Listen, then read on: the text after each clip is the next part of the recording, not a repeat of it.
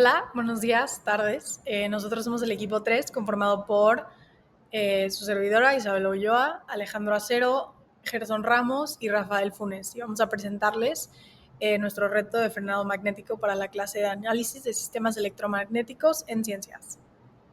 En este reto buscamos representar cómo se frena una góndola que cae dentro de una torre, como las que hay en los parques de diversiones. Para esto usamos el concepto de frenado magnético, que funciona gracias a un fenómeno llamado corrientes de Eddy, que ya veremos más adelante. Lo que hicimos fue simular cómo los imanes que lleva la góndola generan corrientes eléctricas que pasan mediante la parte metálica de la torre. Esas corrientes, a su vez, crean una fuerza que va en contra del movimiento, ayudando a que la góndola se tenga sin necesidad de tocar nada, o sea, no hay ningún contacto, y es decir, fricción directa. Con la simulación de MATLAB pudimos cambiar cosas como la altura de la torre y observar cómo se comportan las velocidades y la aceleración mientras la góndola va bajando. Esto nos ayudó a entender cómo funciona este tipo de frenado y qué tanto influyen los diferentes factores. El objetivo fue crear una simulación en MATLAB que nos permitiera ver cómo se frena una góndola en una torre de caída usando justamente el frenado magnético. Para esto usamos el concepto que mencioné anteriormente de las corrientes de Eddy y trabajamos con diferentes datos como la altura total de la torre y de la parte metálica que se encarga de frenar la góndola. Aparte de estos datos, también ajustamos otros parámetros para ver cómo se cambiaban la velocidad y la aceleración mientras va cayendo la góndola. El frenado magnético funciona gracias a las corrientes de Eddy que se explican con las leyes de Faraday y de Lenz. Lo indispensable y lo más interesante de las corrientes de Eddy es que permiten reducir la velocidad de un objeto sin tocarlo usando campos magnéticos que generan corrientes en materiales conductores en movimiento. En nuestro caso, simulamos en MATLAB como una góndola con imanes que cae dentro de una torre metálica.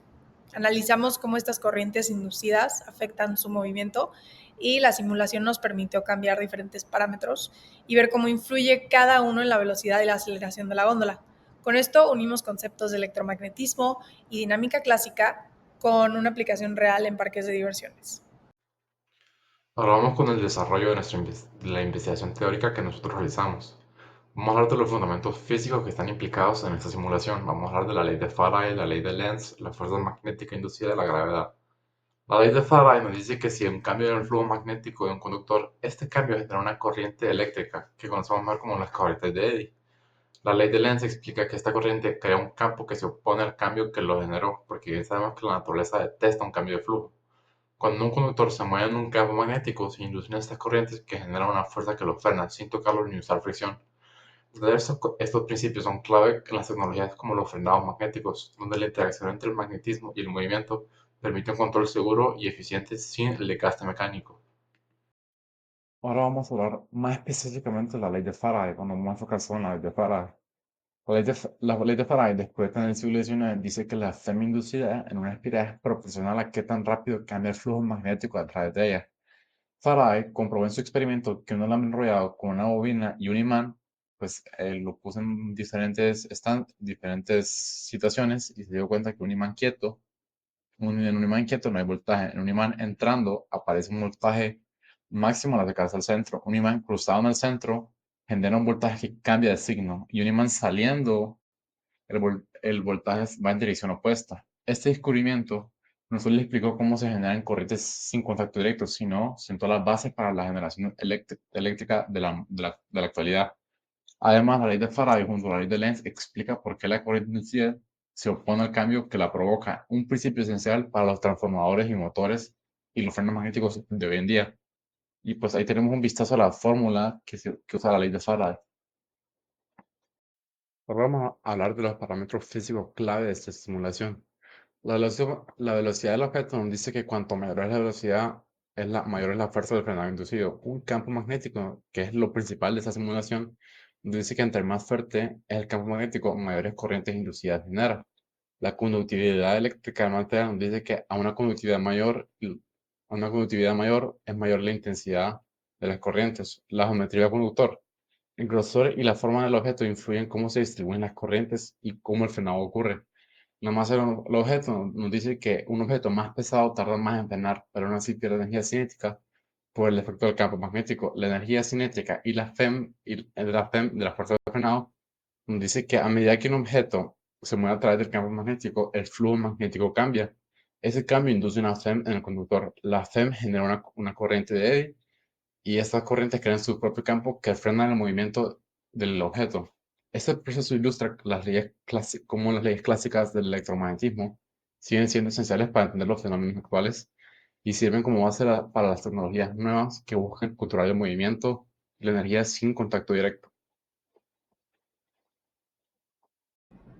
Bien, pues ahora pasaremos a hablar del código.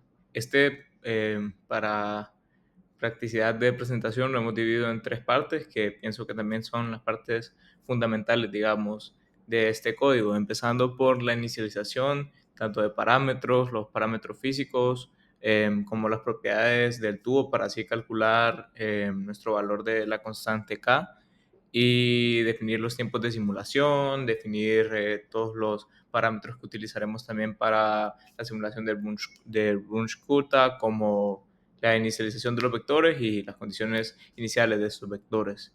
Luego, el sector de la simulación como tal del Brunsch-Kutta, en la que vamos a calcular pues la caída libre, los 2 primeros segundos de caída libre y el resto de los 28 segundos, ¿sí?, de frenado magnético.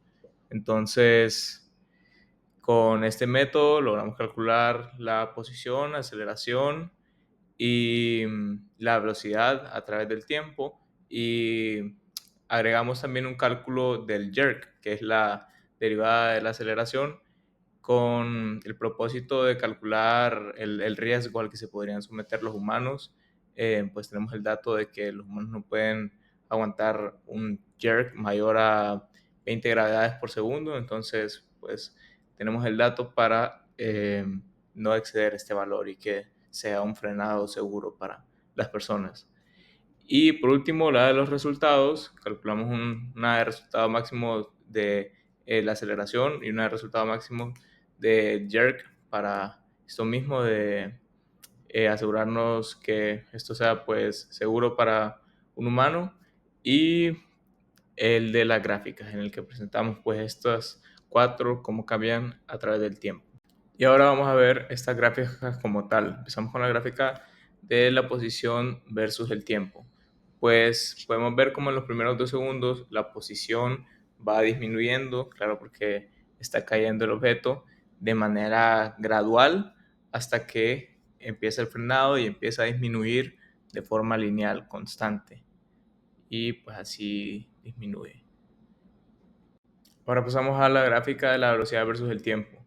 Aquí vemos cómo la velocidad de la góndola, primero, en los primeros 2 segundos de caída libre, pues empieza en cero porque es caída libre, hasta llegar aproximadamente a menos 19 y algo metros sobre segundo durante estos 2 segundos, hasta que llega al frenado, empieza el frenado y esta deja de disminuir, empieza a aumentar un poco hasta llegar a una velocidad terminal aproximada de menos 9.8 metros sobre segundo.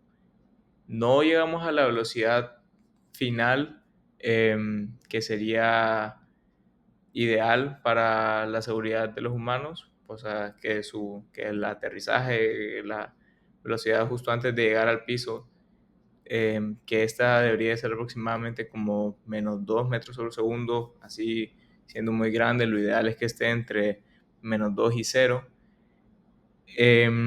Pero esto es porque un frenado magnético real no funciona con una velocidad terminal.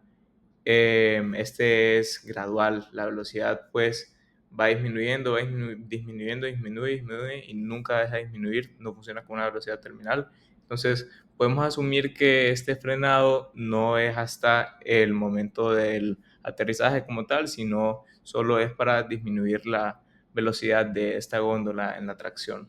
También hay que considerar que el método de Brunsch-Kutta tiene este límite en el que no se puede definir un final al que se quiere llegar, por lo que pues no es posible llegar a una velocidad terminal tan baja teniendo 2 segundos de caída libre.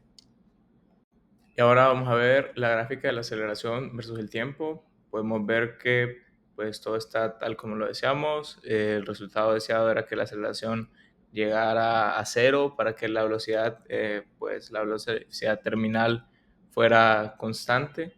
Y pues esto mismo es lo que pasa. Vemos que en los primeros 2 segundos de simulación la aceleración se mantiene en menos 9.81 metros sobre segundo cuadrado, que es el valor que conocemos de la gravedad, hasta que empieza el frenado y este empieza gradualmente a aumentar hasta llegar a cero. Y esto, pues como ya he mencionado, significa que nuestra velocidad terminal pues acaba siendo constante.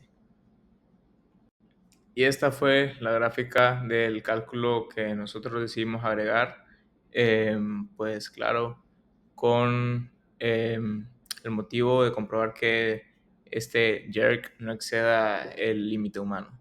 Como antes mencioné, el límite humano es 20 gravedades sobre segundo. Y pues los resultados muestran que el frenado es seguro y progresivo, pues máximo se alcanza un valor jerk de el valor de la gravedad por segundo, 9.81 metros sobre segundo cúbico, que pues son una gravedad sobre segundo.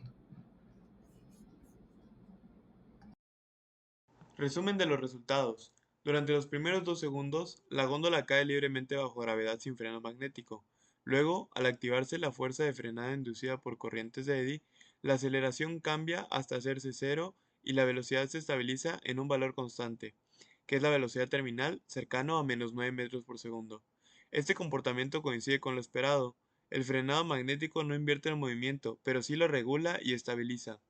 Las gráficas de velocidad y aceleración contra el tiempo muestran claramente esta transición. Conclusiones. El experimento demuestra eficazmente cómo el frenado magnético, mediante corrientes de eddy, regula el movimiento de la góndola sin detenerla bruscamente ni invertir su dirección. Inicialmente la caída libre presenta una aceleración constante debido a la gravedad.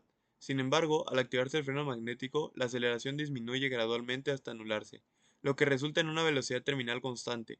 Este comportamiento confirma que el frenado es suave, progresivo y seguro, tal como se observa en las gráficas de velocidad y aceleración frente a la altura. Gracias.